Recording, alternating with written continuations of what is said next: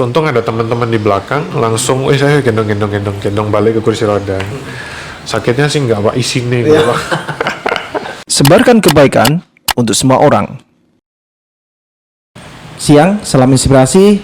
Kali ini di podcast kelima di channel Inspirasi Wida, yang biasanya kita membahas tentang materi-materi atau membahas tentang suatu pembahasan yang berat. Kali ini, di season kali ini kita membahas tentang motivasi. Kalau di sebuah televisi atau di sebuah film, superhero itu adalah seseorang karakter kebenaran yang mengalahkan ketidakadilan. Tapi kali ini, narasumber kali ini superhero-nya adalah seorang yang berhasil melawan kelemahannya atau ketakutannya. Kita langsung saja kita sapa dengan Mas David. Selamat siang Mas David. Selamat siang Pak Wida. Mas David ini adalah seorang yang menurut saya adalah seorang yang survive-nya tinggi. Artinya dia tidak pasrah dengan keadaannya. Mungkin kita akan bercerita sedikit tentang pengalamannya yang pernah dialami sama Mas David ya. Oke, Mas David, bagaimana kabarnya? Sehat Mas? Sehat, puji Tuhan sehat. Puji Tuhan sehat ya.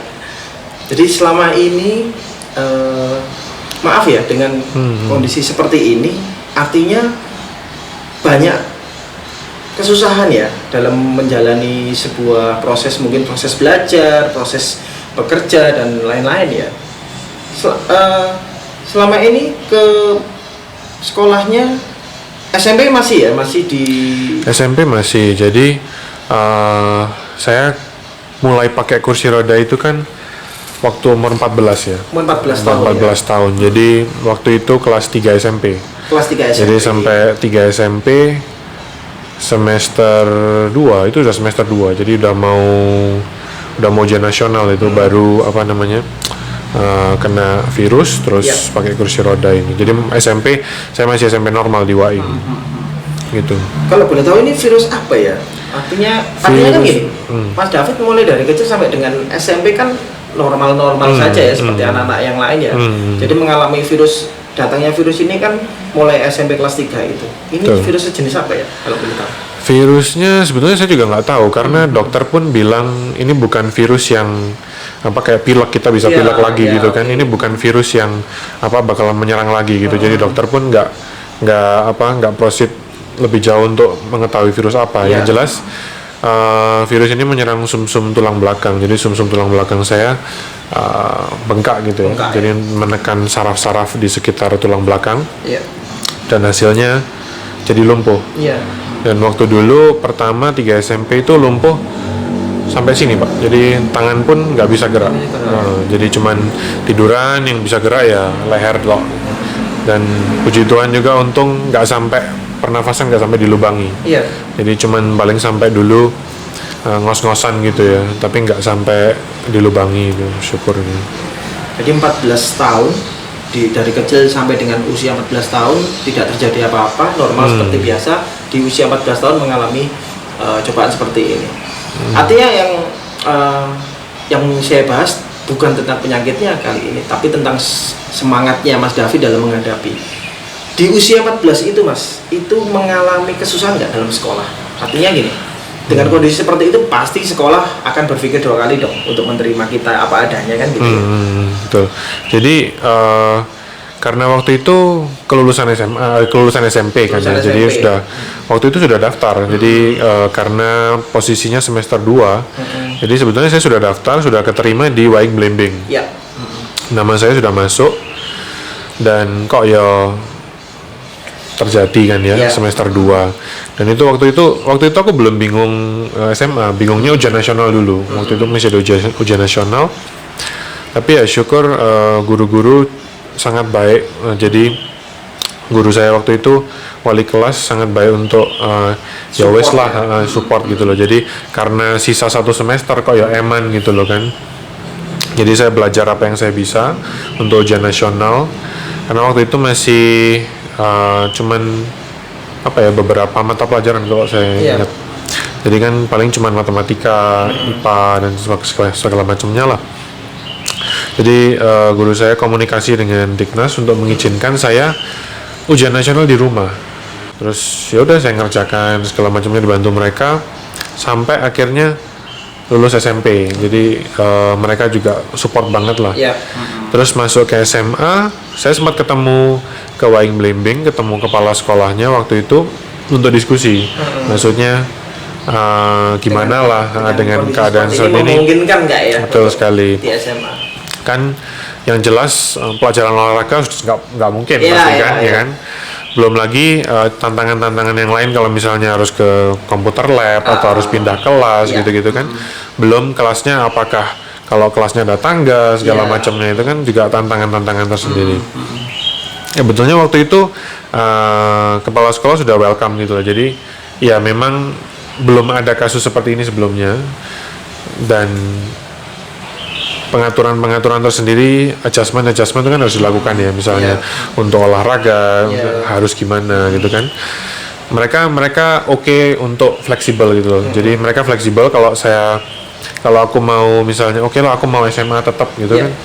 Mereka oke. Dan tapi waktu itu kita memutuskan tunggu dulu lah. Toh baru beberapa bulan kejadian ini kan. Jadi waktu itu kondisiku juga nggak sestabil sekarang. Ikuti sekolah khusus sendiri ya.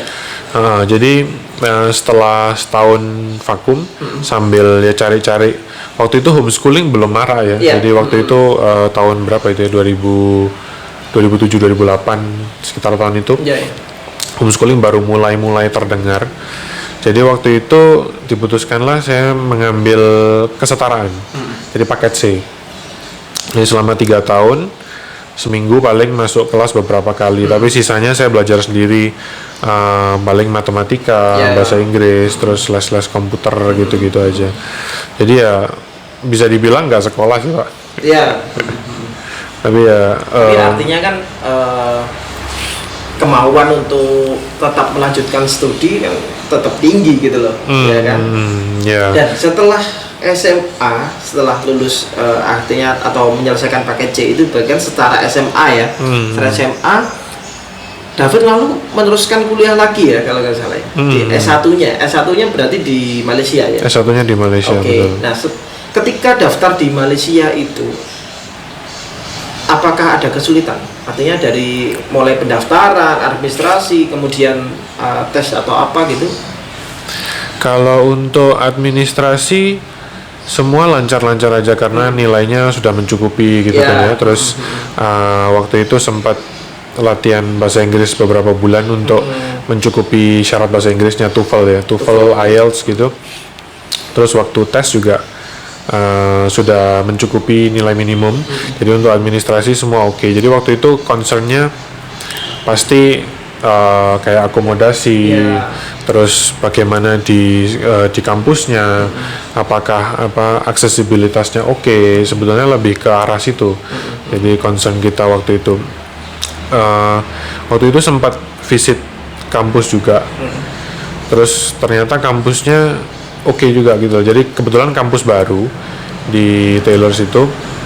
Jadi dia fasilitas sangat menunjang gitu loh untuk kursi roda. Kemana-mana datar, ada remnya, terus toilet buat kursi roda juga ada gitu. Jadi terus setelah kita lihat itu ya wis roda lego lah kasarannya. Berarti kan ada new hub lah ya. Nah, setelah itu kan berarti kuliahnya sekitar 4 tahun ya untuk S1 di Malaysia ya. 3 tahun. Oh 3 tahun ya. 3 tahun. Itu David ngambil jurusan apa? Itu saya ngambil jurusan Computer Science dengan fokus di Computer Security and Forensic. Gitu ya. Artinya hal ini sudah dipikirkan sama David ya, bahwa ini kan jurusan yang benar-benar menunjang keadaan saya kan gitu kan. Jadi meminimalkan untuk pergerakan ya. Jadi lebih ke brain ya, lebih ke brain. Jadi memang waktu itu aku mikir juga mau kuliah apa ya, yang maksudnya yang aku masih bisa dan bisa semaksimal mungkin gitu kan Pak. Yang sebetulnya yang kepikiran beberapa kayak misalnya akuntansi, tapi tak pikir aku ya gak seneng akuntansi, gitu ya. Seneng komputer, ya wis lah ambil komputer aja. Dan kebetulan waktu itu lihat pilihan ditawari jurusan ini masih termasuk baru waktu itu, computer security and forensic. Di Indonesia juga belum banyak yang menawari jurusan itu. Terus ya wis lah, kayaknya exciting gitu loh, coba ambil aja. Jadi seperti itu. Jadi setelah kuliah selama 3 tahun lulus, kemudian keterima kerja juga ya. Nah, teman-teman, perusahaan yang menerima kerja dari David ini bukan perusahaan yang kecil, artinya bukan perusahaan yang notabene masih lokal-lokalan aja. Saya dengar ini PwC ya. PwC ini kalau tidak salah, ini adalah kantor jasa keuangan atau kantor tentang jasa lah, intinya jasa konsultasi terbesar di dunia. Atau kalau orang accounting dia bilang adalah Big Four, salah satu dari anggota Big Four. Nah, artinya perusahaan besar pun itu masih memikirkan tentang skill, bukan hanya melihat dari covernya saja atau bukan melihat dari segi fisiknya saja, namun dari skill atau kemampuan seseorang tersebut. Kalau perusahaan besar di dunia pun bisa, artinya kita juga harus bisa dong melihat orang seperti itu kan, gitu. Nah, David, selama bekerja nih, ini kan artinya setelah lulus kuliah keterima di perusahaan tersebut ya. Lalu itu apakah ada kesulitan di tempat kerja? Berarti kan suasana baru nih, kondisi baru, teman-teman yang baru juga kan. Betul. Kesulitan ya banyak sih, apalagi kan waktu itu saya diterima di bagian risk assurance ya. Jadi bukan bagian yang di office, sebetulnya bagian yang di back office ya. Bukan di back office, malah client facing. Gitu. Jadi saya harus waktu interview pun mereka sudah bilang gitu loh, ini kerjaannya bakalan banyak ke klien. Jadi bukan banyak di kantor, malah banyak mobilenya. Jadi mereka juga sebetulnya agak khawatir juga ya, karena ngelihat kondisi saya dengan mobilitas terbatas. Tapi waktu interview ngomong-ngomong, untungnya mereka juga mau mengerti gitu loh Pak. Jadi dengan dilihat, karena saya fresh graduate juga kan, jadi nggak punya experience, nggak punya apa, tapi mereka ngelihat wawancara, oke, mereka juga mau kompromi gitu loh. Jadi mereka memberi saya kesempatan juga untuk meskipun ini client facing, nanti kita lihat gimana ke depannya gitu. Jadi tantangannya ya terutama di mobility tadi. Jadi pergi ke klien, terus misalnya gimana karena kantor PwC sendiri sudah akses ya, jadi sudah ada toilet buat kursi roda segala macam lengkap. Tapi kalau misalnya ke klien kan kantor lain lagi, nah gitu. Jadi tantangannya kalau saya sebelum ke klien tuh ngomong dulu saya sama manajer, oh ini kliennya di mana, kantornya gimana, kira-kira saya bisa akses nggak.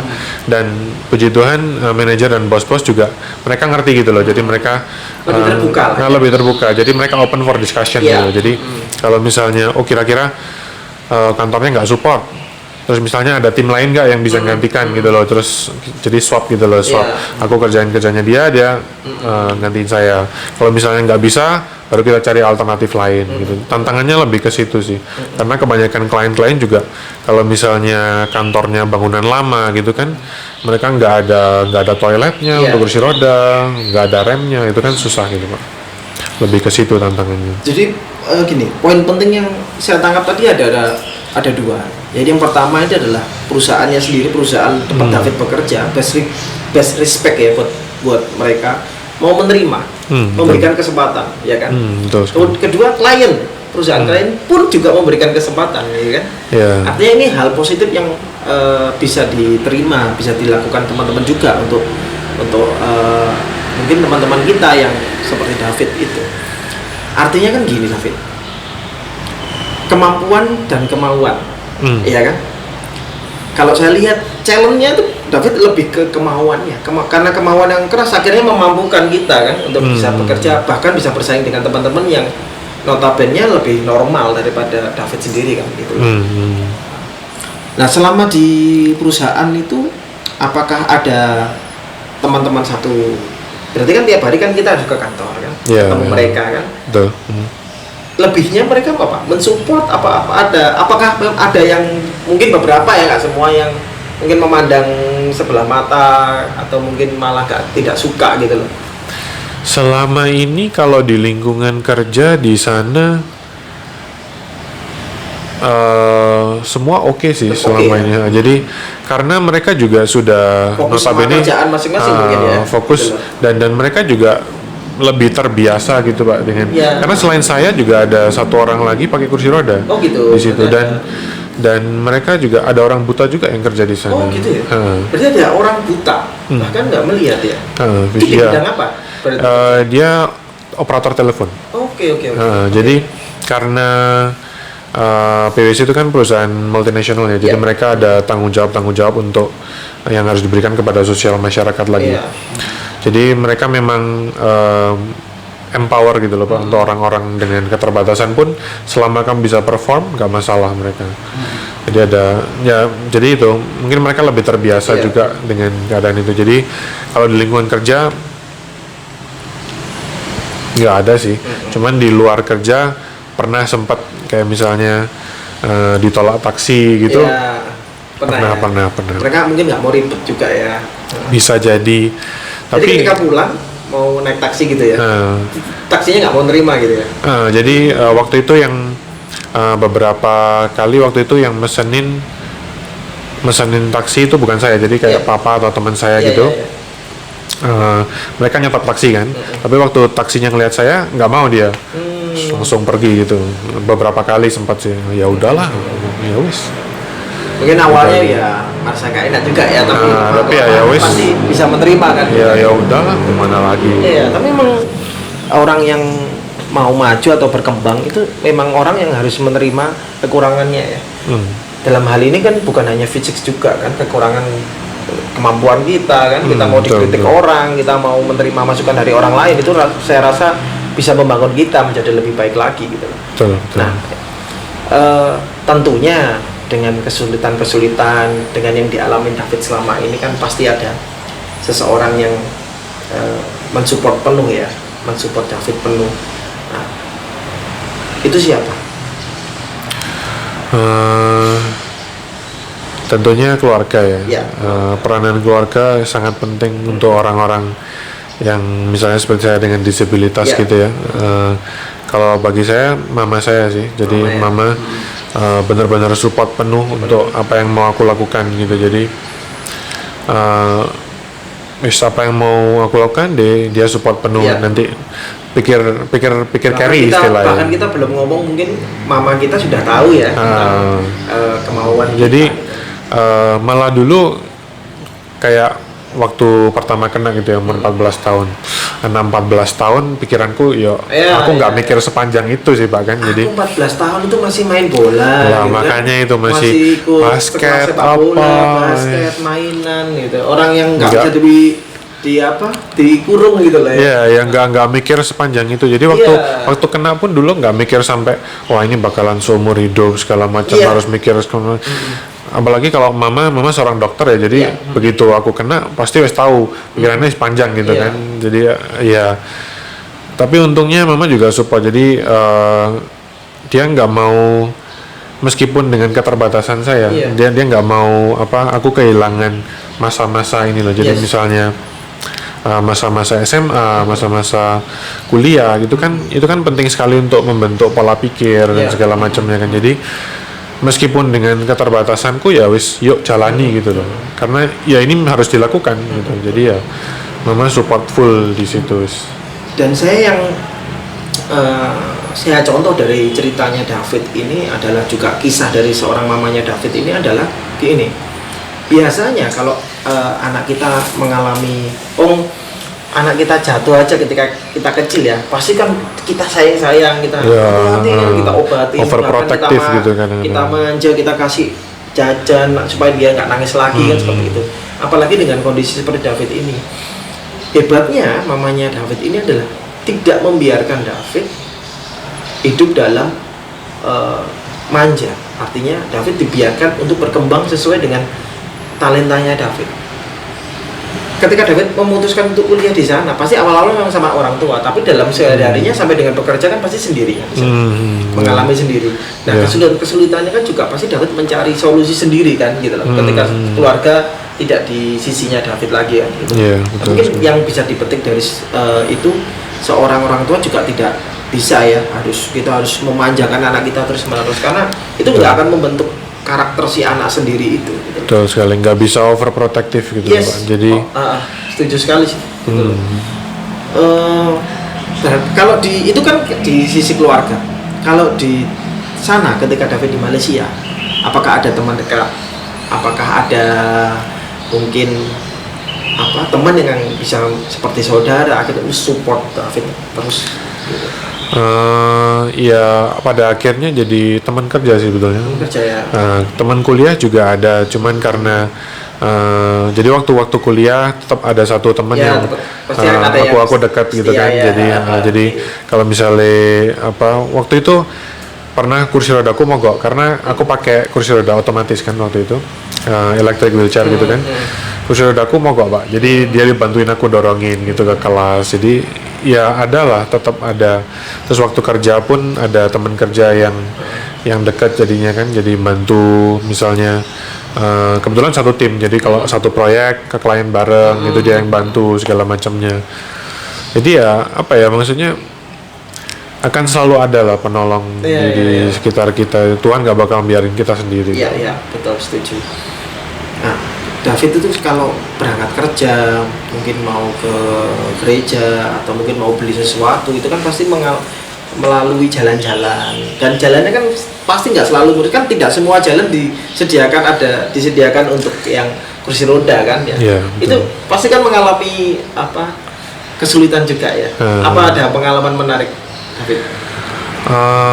Mungkin melalui kampung atau mungkin jalan tidak rata, atau mungkin pernah terjatuh dari kursi roda? Oh, kalau terjatuh sih sering Pak. Sering ya? Okay. Aku pernah jatuh di mall juga, Pernah di tengah-tengah mall. Jadi waktu itu jalan sama temen, terus yang dorong waktu itu ada saya yang dorong karena nggak lewat lift, lewat eskalator yang lurus itu. Jadi begitu didorong, sudah sampai ujung eskalator, dorong maju, roda depan ini nyangkut di giginya eskalator itu. Tapi kan eskalatornya jalan terus. Jadi ada saya nyuntek gitu Pak, jadi jatuh di tengah-tengah mall itu jatuh. Terus ya wis, untung ada teman-teman di belakang, langsung saya gendong balik ke kursi roda. Sakitnya sih nggak Pak, isi nih Pak. Oke, artinya kan berarti kan dimanapun kita berada, dimanapun apapun yang kita terima, apapun yang kita lalui, itu pasti Tuhan menyediakan solusi, menyediakan penolong. Gitu kan. Bukan hanya dari keluarga saja, namun juga dari orang-orang di sekitar kita. Dan kadang-kadang penolong itu datang di saat yang kita nggak duga-duga. Dan bahkan mungkin nggak kenal juga. Kan? Betul sekali. Kan? Jadi memang apalagi maksudnya dengan keadaan keterbatasan seperti ini, jadi ya harus lebih berserah gitu kan Pak. Jadi dan pasti adalah orang yang menolong, misalnya waktu nyebrang gitu ya. Terus tanjaannya nggak kuat, terus tiba-tiba ada aja yang nawari penolong gitu kan, nawari ayo tak bantu gitu. Itu banyak sekali, pasti ada. Itu kan. Oke. Artinya kan dalam hal survive ini kan pasti mengalami pengalaman-pengalaman yang luar biasa ya, pengalaman-pengalaman yang tidak kita duga kan, seperti itu kan. Betul. Dalam proses survive ini kan harusnya bisa ditularkan ke teman lain, apalagi yang normal ya. Jadi gini, David aja dari SMP menuju SMA itu melalui perjuangan masuk ke SMA susah, akhirnya harus paket C sampai bisa untuk lulus. Nah, untuk teman-teman yang kondisinya normal, yang orang tuanya mampu, yang masih menempuh kuliah malas-malasan, harusnya bisa berkaca dari cerita ini gitu loh. Harusnya lebih bersyukur. Jadi memang orang tua kan pasti dimanapun mempunyai keinginan menyediakan yang terbaik buat kita. Betul sekali, buat anaknya, betul gitu. sekali. Nah, tugas kita kan mempertanggungjawabkan itu kan. Ya, menggunakan apa yang kita punya dengan semaksimal mungkin. Betul. Karena kita kan nggak bisa salah satu istilahnya salah satu quote yang favorit saya. Kita nggak bisa ngerubah apa yang diberikan ke kita gitu. Tapi kita bisa merubah bagaimana kita menggunakan apa yang kita punya untuk semaksimal mungkin gitu. Pasti rencana Tuhan tuh nggak mulus-mulus banget kan gitu loh kan. Dan rencananya pasti baik lah. Akhirnya endingnya juga Ya. selama kita mau berusaha pasti endingnya juga akan baik juga gitu loh. Betul sekali. Daripada orang berpasrah aja. Jadi kesimpulan obrolan kita pada hari ini adalah bukan hanya kemampuan, namun juga kemauan. Artinya kalau kita mau, pasti kita akan dimampukan gitu loh. Hal yang tidak mungkin pasti akan mungkin kalau kita ada kemauan gitu. Dan selain kemauan, kalau boleh saya tambahi, sikap kita sebetulnya. Sikap ya, attitude ya. itu penting sekali. Jadi boleh punya kemauan, tapi harus diiringi dengan sikap yang sepadan juga. Ya. Jadi kita harus Menyesuaikan lah ya. menyesuaikan. Jadi itu penting sekali gitu. Gitu ya. Mungkin ada lagi mau ditambahkan ke teman-teman David dari sekian Apa ya? tadi ceritanya perjalanannya David mulai dari SMP dengan sekarang itu kan berat ya. Itu kan artinya berliku-liku kan, pasti tidak mulus-mulus banget kan gitu loh. Nah, teman-teman itu mungkin kan di luaran itu kan masih merasa aku itu bisa gitu, aku tuh aku yang dalam kondisi normal itu loh. Itu kan kadang malah kemauannya, apakah kita harus menunggu di sama Tuhan baru bergerak kan? Enggak juga. Ya itu makanya saya juga sering bilang ke teman-teman ya banyak-banyak bersyukur Iya. lah, maksudnya apapun yang kita punya harus kita kembangkan semaksimal mungkin. Ya, Karena kalau misalnya kita nunggu, sebetulnya saya juga orangnya kayak perfeksionis gitu kan Pak. Iya. Jadi kalau melakukan sesuatu pengennya nunggu sampai bisa perfect dulu baru tak lakukan gitu kan. Tapi kan ya seiring dengan berjalannya waktu, dengan kondisi seperti ini juga saya jadi sadar juga, maksudnya mau lakukan apa, lakukan dulu gitu loh. Nanti pada akhirnya kalau kita lakukan dengan niat yang benar, Tuhan pasti bantu kok, nggak apapun itu. tidak akan mengkhianati hasil lah ya. Betul sekali. Oke. Mungkin podcast untuk motivasi kali ini cukup sekian. Ini singkat tapi padat dan juga bisa menginspirasi teman-teman semuanya ya. Jadi gitu, David, terima kasih atas kisahnya, terima kasih atas inspirasinya, terima kasih atas motivasinya dan juga pengalaman hidupnya. Terima Semoga kasih ini banyak. berguna untuk teman-teman semuanya dan kita tetap semangat. Selamat siang dan bye.